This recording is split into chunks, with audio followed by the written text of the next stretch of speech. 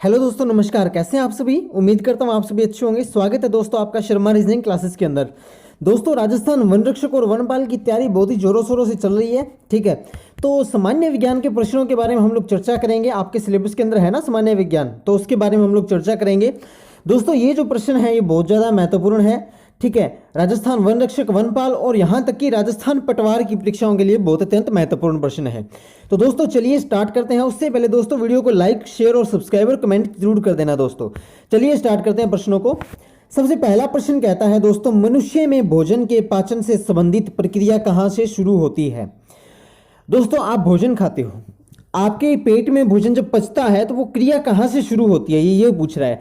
तो दोस्तों वो आपका शुरू होती है मुंह से। कहाँ से होती है दोस्तों? मुंह से, जहाँ से आप भोजन जो है वो शरीर के अंदर ग्रहण करते हैं। दोस्तों अंदर ग्रहण करते हैं मतलब आप मुंह से अपने भोजन को अंदर रखते हैं, वहीं से आपकी भोजन के पाचन की प्रक्रिया जो है वो शुरू हो जाती है। कैसे? आप पाचन के लिए आप उसको चबाते हैं। ठीक है, चबाना एक पाचन की प्रक्रिया का सबसे पहला स्टेप जो है, पहला चरण जो है वो क्या है? चबाना। आप भोजन को बिल्कुल छोटे छोटे टुकड़ों में चबाते हैं। वो किससे चबाते हैं दोस्तों? दांतों से। और दांत कहाँ होते हैं? मुंह के अंदर। तो आप यूं कह सकते हो कि मुंह से ही हमारे शरीर की पाचन प्रक्रिया जो है वो शुरू हो जाती है। तो सी इसका क्या है दोस्तों? करेक्ट ऑप्शन हो जाएगा। अगला प्रश्न देखते हैं क्या कहता है। इनमें से कौन सा जीव परजीवी पोषण के तरीके से अपना आहार लेता है? अब दोस्तों ये चार ऑप्शन है। उससे पहले आपको ये पता होना चाहिए परजीवी पोषण क्या होता है। दोस्तों परजीवी पोषण होता है दूसरों को मारकर खाना, यानी कि दूसरों का पोषण करना, दूसरों का पोषण करना। ठीक है दोस्तों, तो दूसरों का जो पोषण करते हैं उसे बोलते हैं परजीवी पोषण, यानी कि जो दूसरों पे डिपेंड है, निर्भर है। तो दोस्तों यहाँ पे पूछा गया है कि ये इनमें से कौन सा जीव ऐसा है जो कि परजीवी पोषण के तरीके से अपना आहार लेता है? तो दोस्तों प्लाज्मोडियम। क्या? प्लाज्मोडियम एक ऐसा जीव होता है जो परजीवी पोषण के तरीके से अपना आहार लेता है। ठीक है, तो बी इसका क्या है? करेक्ट ऑप्शन हो जाएगा। अगला प्रश्न देखते हैं दोस्तों, पाचन तंत्र में भोजन के साथ मिश्रित होने वाले एंजाइम के बारे में बताएं। दोस्तों जब आपका भोजन पचता है ना, तो आप जैसा खाना खा रहे हैं वैसा नहीं रहता है वो, उसके अंदर कुछ एंजाइम चले जाते हैं, ताकि वो एंजाइम किसका काम करते हैं दोस्तों? पाचक पदार्थों का काम करते हैं। ठीक है, अब पाचक पदार्थ क्या करेंगे दोस्तों? आपके भोजन को पचाएंगे। अब उस पचाने के लिए पाचन तंत्र में भोजन के साथ मिश्रित कौन कौन से एंजाइम होते हैं दोस्तों? तो वो होता है एमाइलेज एंजाइम। कौन सा एंजाइम होता है? Amylase enzyme. ठीक है, एमाइलेज एंजाइम होता है दोस्तों। इस एंजाइम का क्या काम है? भोजन को बिल्कुल छोटे छोटे बारीक बारीक कणों में तोड़ के उसको पचाना। तो इसका करेक्ट ऑप्शन क्या है दोस्तों? सी इसका करेक्ट ऑप्शन हो जाएगा। अगला प्रश्न देखते हैं क्या कहता है। अगला प्रश्न है दोस्तों, जीव विज्ञान में निम्न में से कोशिकाओं की ऊर्जा मुद्रा, एनर्जी करेंसी ऑफ सेल्स के रूप में जाना जाता है। किसको जाना जाता है दोस्तों? तो वो जाना जाता है आपका एटीपी को। एटीपी को ऊर्जा की जो फॉर्म होती है दोस्तों, ऊर्जा का जो रूप होता है। जैसे देखो, आपकी भारतीय करेंसी क्या है? रुपए। हमारी भारत की करेंसी क्या है? रुपए। उसी तरह से ऊर्जा की करेंसी भी होती है, ऊर्जा मुद्रा जो कोशिकाओं की होती है, उसे बोलते हैं एटीपी। एटीपी। ठीक है दोस्तों, अब प्यारे भाइयों और बहनों, आपको मैं एटीपी की फुल फॉर्म भी बता देता हूं, याद रखना। एटीपी, ए का मतलब होता है एड्रीनलिन। एड्रीनलिन। ठीक है, टी का मतलब होता है ट्राई, और पी का मतलब होता है फॉस्फेट। Adrenaline try phosphate. ठीक है दोस्तों, ये बात आपको याद रखनी है मेरे प्यारे भाइयों बहनों। कोई आपको नहीं बताएगा इतना डीपली, मैं आपको बता रहा हूं ताकि आपका एक भी क्वेश्चन आपके एग्जाम से छूटे नहीं। ठीक है, तो जीव विज्ञान में सबसे बढ़िया जो कोशिकाओं की ऊर्जा मुद्रा है वो क्या है दोस्तों? एटीपी है, याद रखिएगा एटीपी। ठीक है, सी इसका करेक्ट ऑप्शन हो जाएगा। अगला प्रश्न,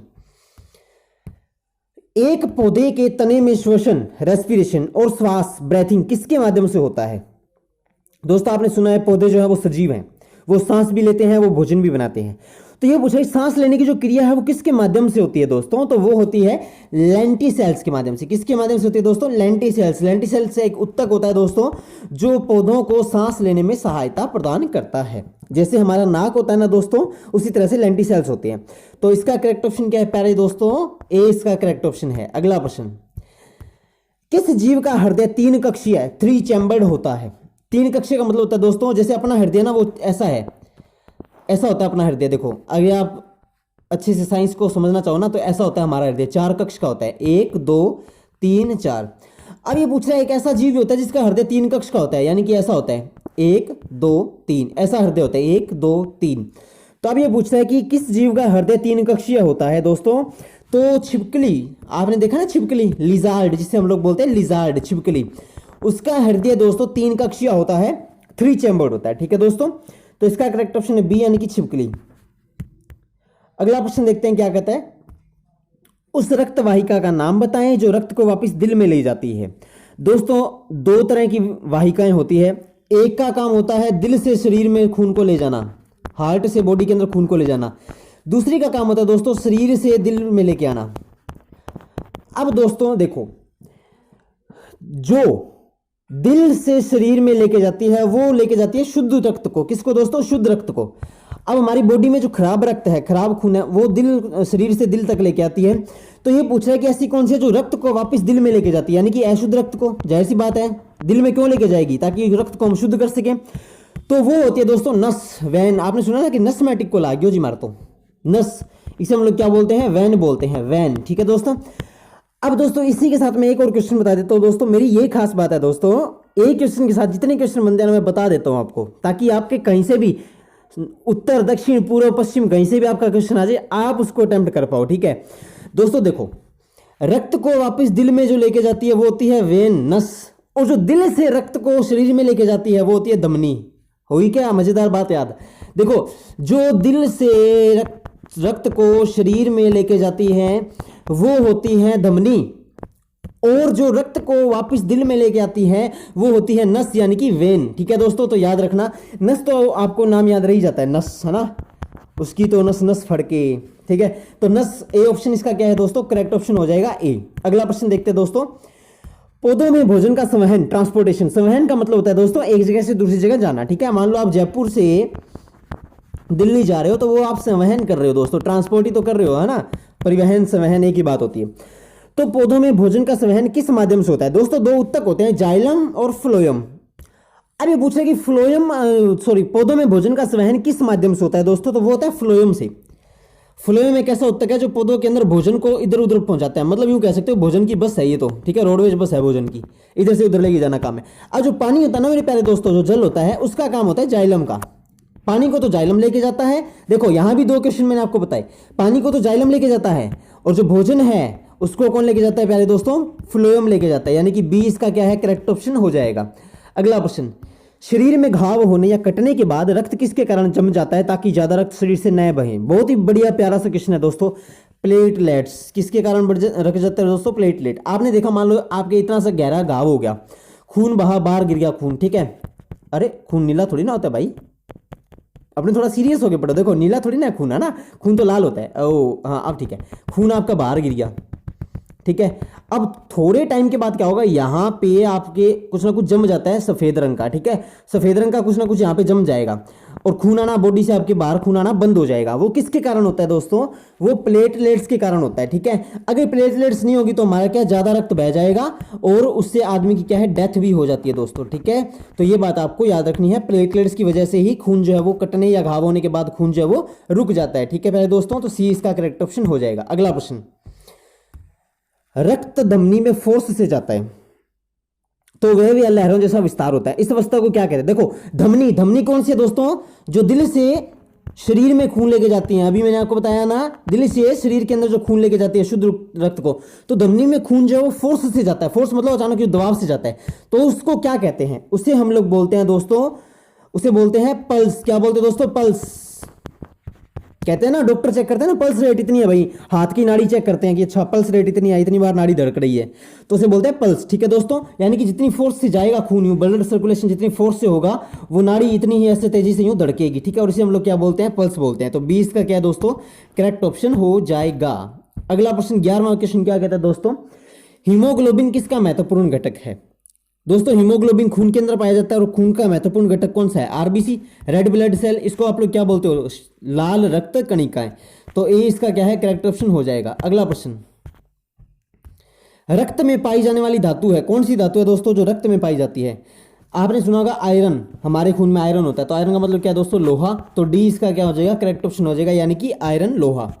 अगला प्रश्न है, पाचन क्रिया में प्रोटीन निम्नलिखित में से किस पदार्थ में बदल जाते हैं? दोस्तों जब हम खाना खाते हैं तो जो हमारा पाचन होता है, तो जो प्रोटीन है ना दोस्तों, वो किस क्रिया में बदल जाते हैं? वो बदल जाते हैं आपके अमीनो अम्ल में। कौन से अम्ल में?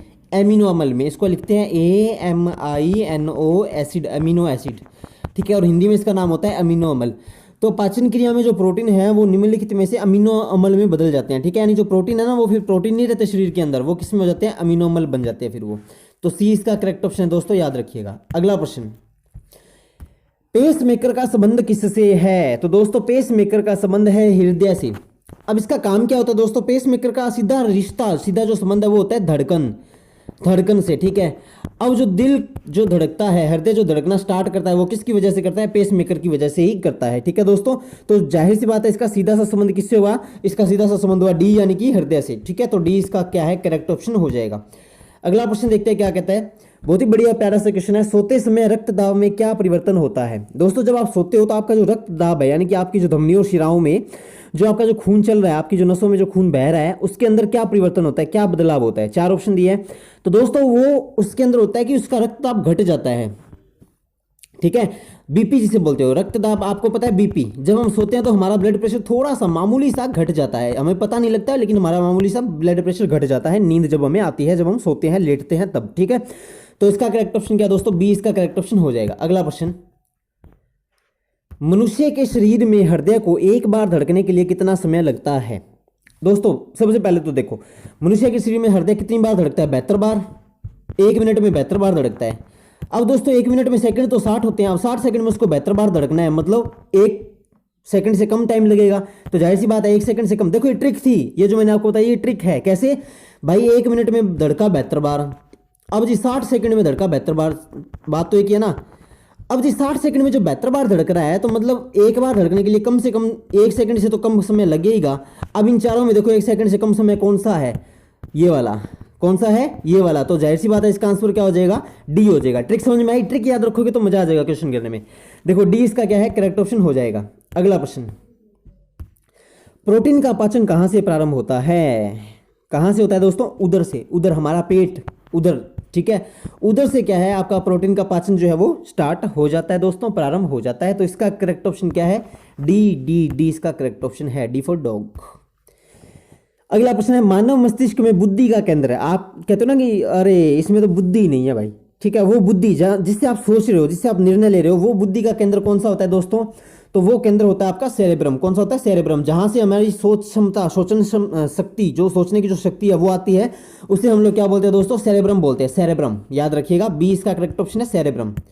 अगला प्रश्न है, मूत्र का पीला रंग किसकी मौजूदगी के कारण होता है? दोस्तों जो मूत्र होता है, यूरिन, उसका जो पीला रंग है वो किसकी मौजूदगी के कारण होता है?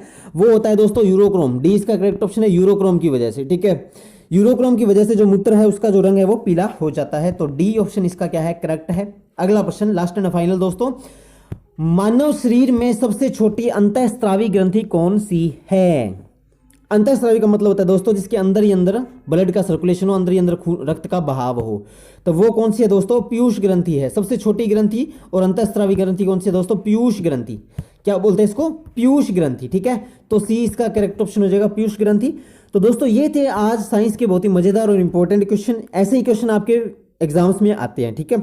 तो दोस्तों कैसी लगी वीडियो कमेंट जरूर करना। देखो आज तो आपको मजा आया होगा ना क्लास के अंदर, कमेंट जरूर करके बताना कैसी लगी वीडियो, ठीक है। और उसके अलावा दोस्तों जिन भाई बहनों ने चैनल ज्वाइन नहीं किया है तो वो आप सब्सक्राइब कर लो दोस्तों, ताकि आप अपनी अच्छी तैयारी कर सकें, ठीक है। डेली की डेली मैं वीडियोस डालता हूं, आपकी तैयारी लगातार चल रही है, ठीक है। इसके अलावा राजस्थान फॉरेस्ट गार्ड एग्जाम 2020 के नाम से इस चैनल पे प्लेलिस्ट भी है, आप उसको देखो। उसके अंदर आपको राजस्थान फॉरेस्ट गार्ड की A to Z जितनी भी वीडियोस हैं दोस्तों वो सारी आपको मिल जाएंगी, ठीक है। तो आपको जगह जगह में भटकने की आवश्यकता नहीं बनेगी। दूसरी बात दोस्तों, अगर यदि आप अच्छी प्रिपरेशन के लिए हमारा व्हाट्सएप ग्रुप ज्वाइन करना चाहते हैं तो नीचे डिस्क्रिप्शन में मैं आपको लिंक दे दूंगा, इस वीडियो के डिस्क्रिप्शन में लिंक दे दूंगा, आप उस लिंक से व्हाट्सएप ग्रुप को ज्वाइन कर सकते हैं और अपनी बेटर प्रिपरेशन कर सकते हैं। इसी के साथ दोस्तों वीडियो को ज़्यादा से ज़्यादा शेयर कर देना, लाइक कर देना, सब्सक्राइब तो आप कर ही दोगे, ठीक है। आपको कहने की आवश्यकता ही नहीं है, इतना तो आप प्यार देती हो। और कमेंट जरूर करना दोस्तों, आपका कमेंट हमारा मोटिवेशन है, ठीक है। तो दोस्तों कैसी लगी वीडियो? मिलते हैं नेक्स्ट वीडियो में। ठोक दो शेयर, सब तक शेयर ठोक दो, देखते हैं आज कितने व्यूज आते हैं इस वीडियो के ऊपर, ठीक है। तो मिलते हैं दोस्तों नेक्स्ट वीडियो, तब तक के लिए जय हिंद, जय भारत, जय राजस्थान।